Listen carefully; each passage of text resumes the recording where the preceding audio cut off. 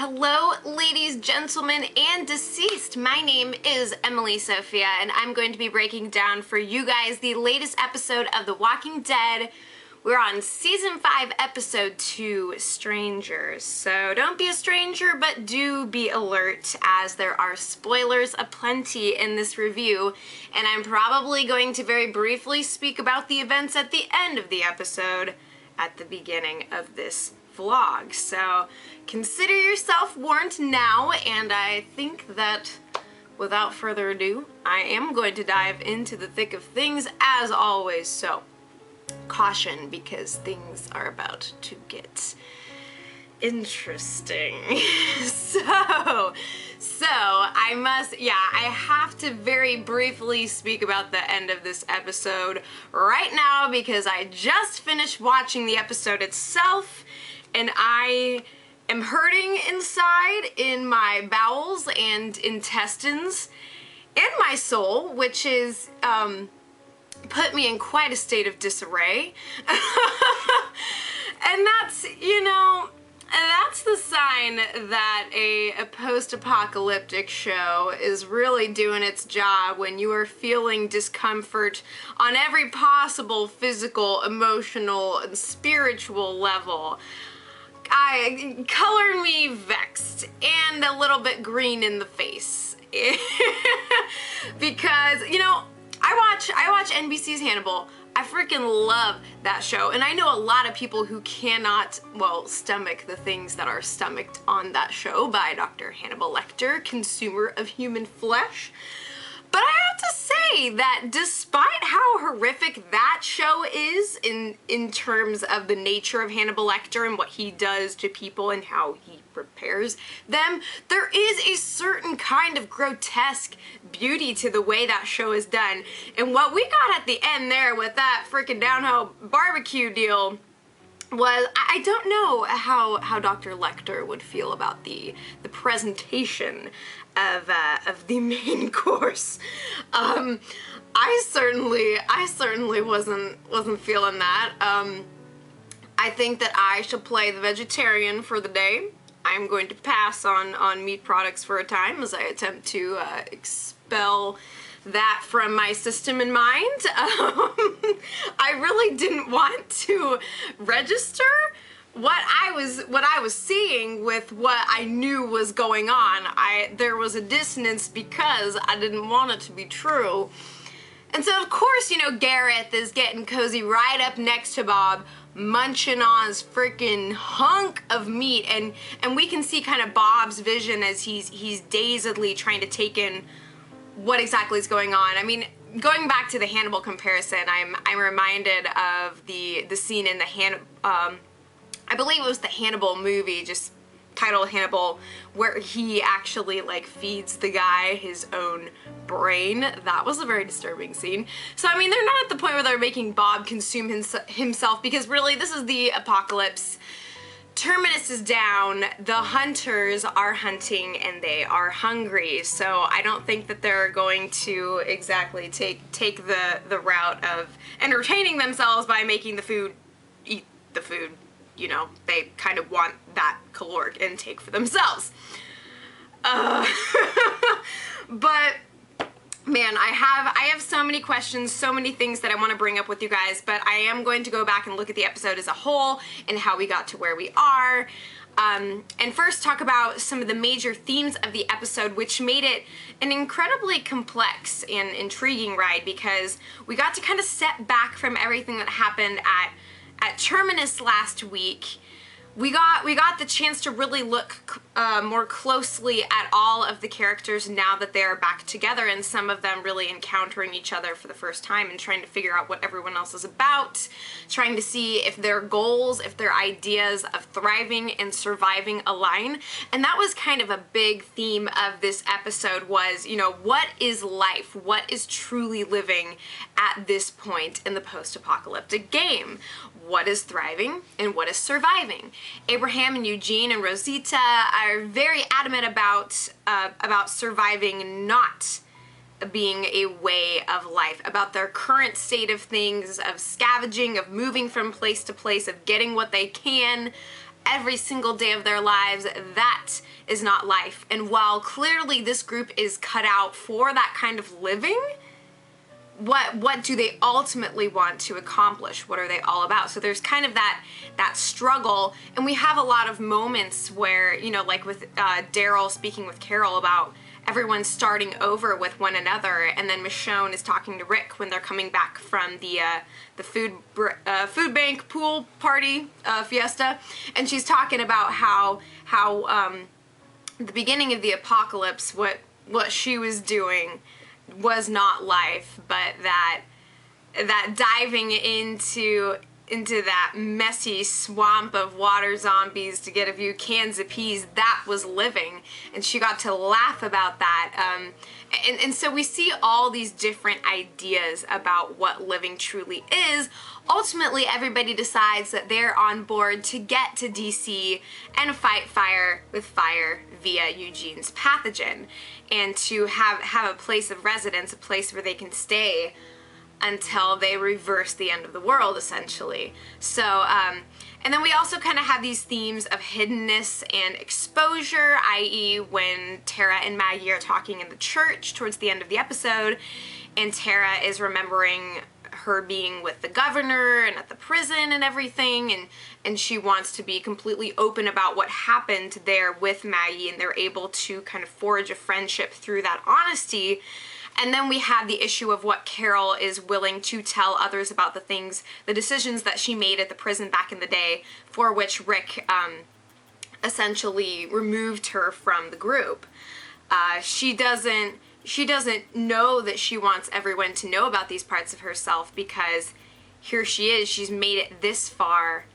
There's such a delicate balance to be struck at this point, and it's an absolute miracle that the group made its way to her, not the other way around, mind you. The group met with Carol, not Carol back with the group.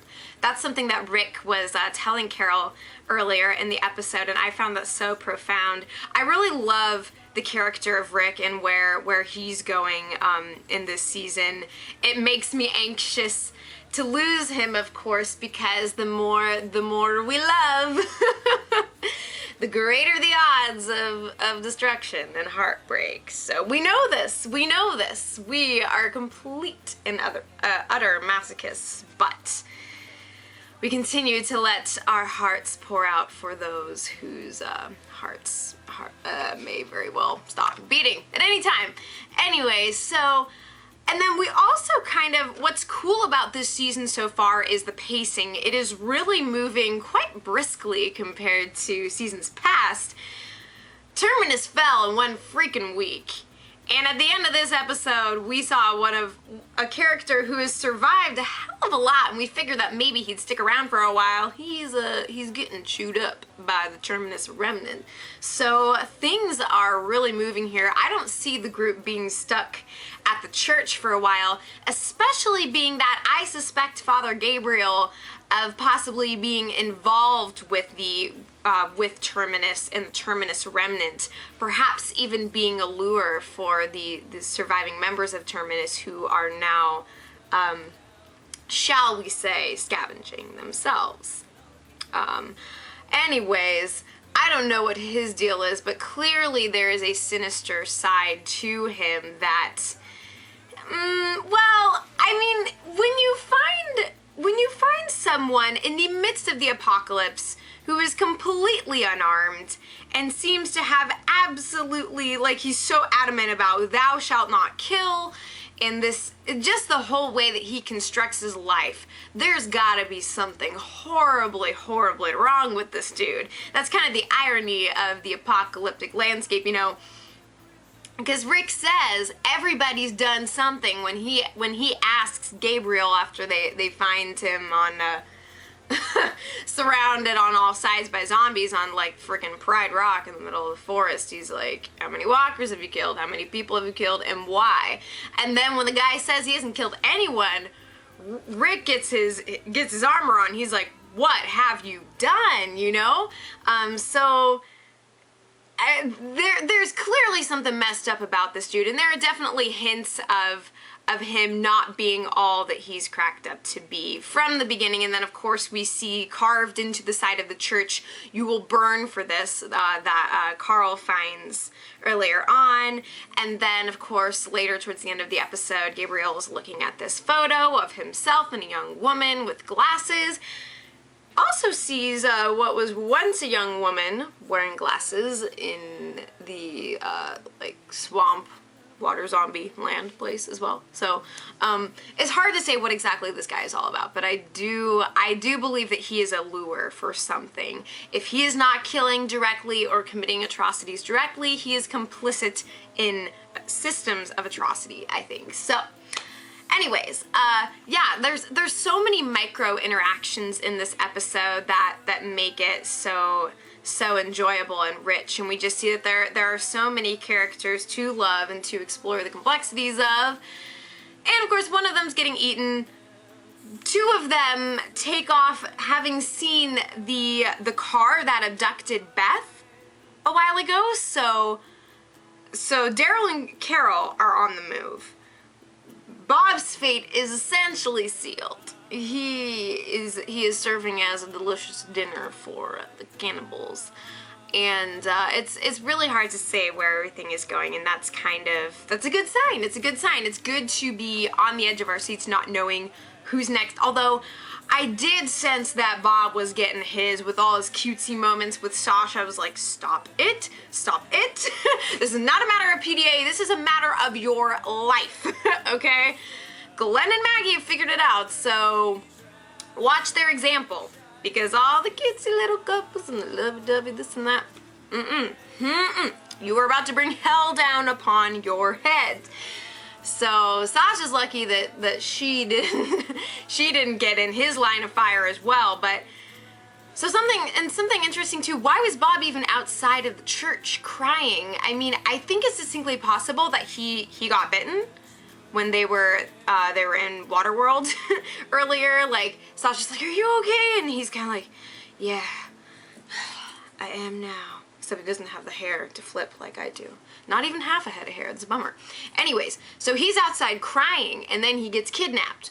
I'm thinking, if he was bitten and infected, what could that spell out for those who partook of his flesh? I mean, can you cook the nastiness out of the meat? I don't know. These are things that people on the internet are discussing, and I am as well, so let's chat about those things, shall we? Anyways, yeah, I'm not going to be able to touch on all the character interactions that we got to see in this episode. There were so many fascinating pieces.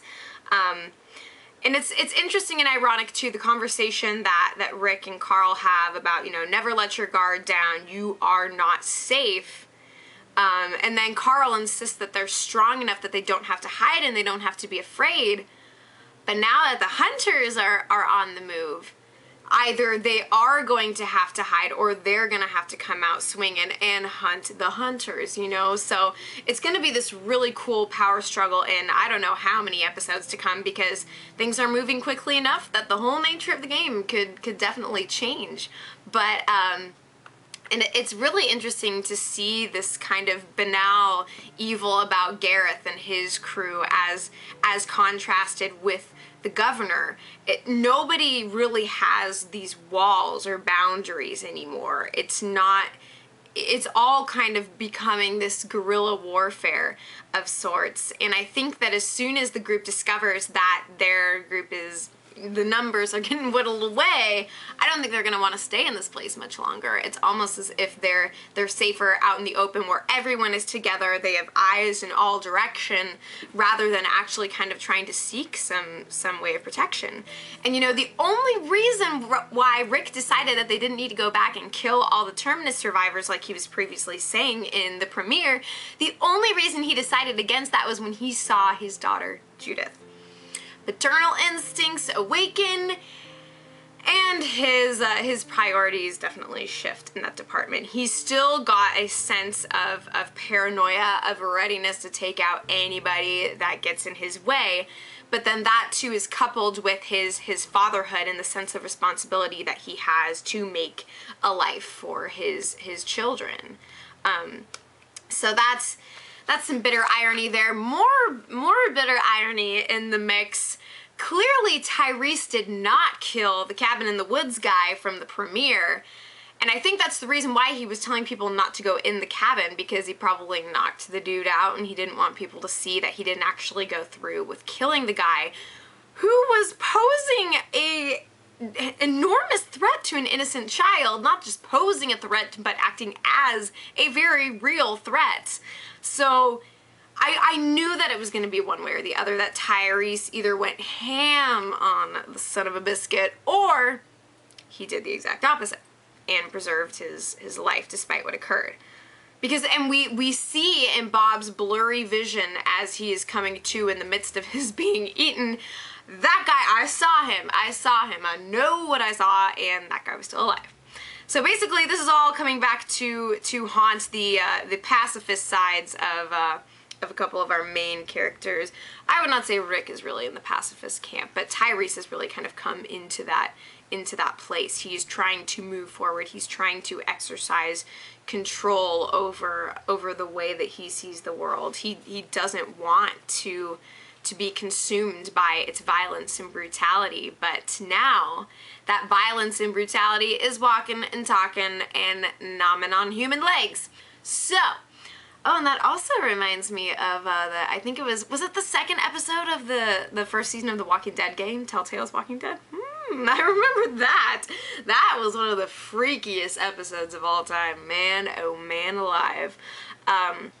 But yeah, so ultimately everybody decides that yeah, they will currently reside in this former temple of worship until they get ready to go to DC. But it'll be interesting to see how their plans change now that Carol and Daryl are gone.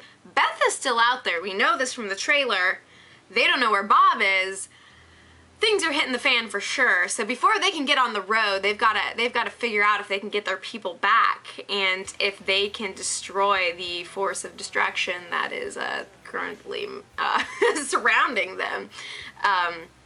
But yeah, so really exciting episode. Lots of questions. Lots of opportunities to reconnect with these characters that we love, to see Rick's kind of soft side. I totally forgot that I was in love with the idea of Rick and Michonne getting together, and so seeing them talk again was really good. I just forgotten that from the last season. I was really into that. And we just got to see almost everybody got to interact with everybody else in some kind of cool and meaningful way. So we see all these relationships building, and of course the final scene of the Last Supper of Bob being contrasted with the community in the church, with everyone enjoying this time together and drinking the communion wine. And oh man, I don't know how I feel. It's lunchtime where I'm at right now, but I don't really have an appetite yet. I will take a salad. Bob free, please and thank you. Yeah, if there's anything else that I missed, please feel free to talk about it in the comments. I will be reading and replying as much as I possibly can. Really excited for next week, for this entire season. It is going to be a fantastic autumn of atrocious and horrible emotional things. But yeah, I love that all these characters are really coming into their own. There's also a few kind of fun moments, like where when the different scavenging parties are out looking for supplies and Tara and Maggie are together, Glenn comes out and they're like, yo, what happened to you? And he was talking about how instead of fighting a walker, he was facing a broom and whatever else that he was tripping on, and just kind of these cute little klutzy moments, and all these things, of course, that culminate in the horror at the end of the episode. But that's just the way that this stuff works. Yeah, so it's fascinating to see how survivalism is kind of really kicked in for so many of these characters. But many of them are trying to figure out what kind of life they want to lead. Carol's trying to find her way back into the group. Rick and Abe are kind of trying to, they're both serving as leaders in different respects, but you know, how are their goals going to coincide, and what choices are they going to make in light of the people that they have lost. I do wonder when we're going to see Miss Beth and what's become of her and what atrocity she's been forced to commit since being kidnapped. Yeah, I'm trying to think if I forgot anything else. Oh, it was fun to see the water zombies again. Definitely a very interesting kind of zombie horror. Like, they're like freaking skeletons with saturated skin hanging off the bones. Like, it's a different kind of creepy. It's really a shame that Glenn missed out on that action, because we know from season 2 that he's got some experience, so missed the pool party. That's sad. But yeah, I'm gonna leave all this off there. I don't know where things are gonna go. I don't know where things are gonna go. I definitely think that people in our main group are gonna have their ghosts to haunt them and demons to conquer, and I'm looking forward to seeing how this all goes down and to seeing the group back in the rage game, you know. It's gonna be exciting. So thank you guys so much for watching this week. It's gonna be a blast. So I love you all. We'll make it through this together, and I will be back before you know it. Wish I knew what you were looking for. Might have known what you would find.